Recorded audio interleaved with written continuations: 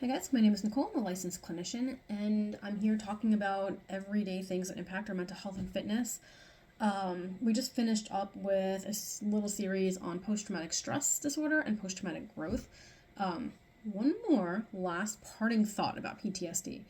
Um, it does not always happen right away.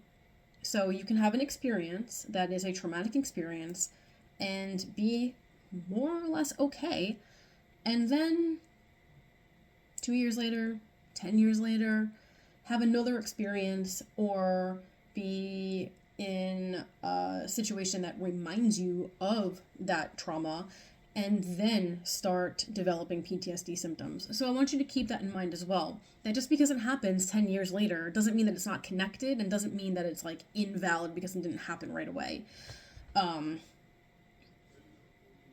If it happens later than 1 month after, or for longer than 1 month after the event, then it can count. There's no time limit on a diagnosis of PTSD except that it has to last for longer than a month.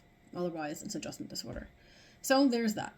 The next thing I want to address is this feeling of just like being really overwhelmed and conflicted with different messages on social media. I talked a little bit about social media in one of my previous videos as well, and how it's kind of an echo chamber. But also, it's just this constant barrage of people saying, like, this is the right way to do things, this is how things should be done, and if you're this way, you're wrong, and if you're that way, you're wrong, and not really knowing where we fit in everything.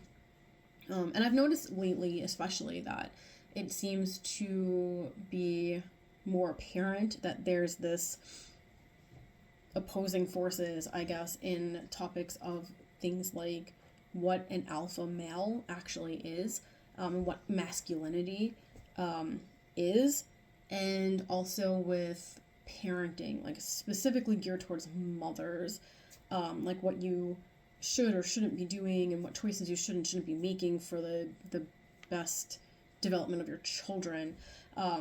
So my next series is going to be on addressing this idea of alpha. And I'm not the end-all be-all expert on what alpha is, but I feel like both kind of sides of the argument have pretty valid points. And I honestly think that at the end of the day, everybody can agree that, like, being an asshole is not being an alpha male, just the same as being a bitch doesn't make you a strong, independent woman. There's very different connotations to all of those terms, and alpha should have positive connotations to everybody and anybody who encounters a person who is exhibiting the characteristics of an alpha male. So stay tuned, because we are absolutely going to get into that.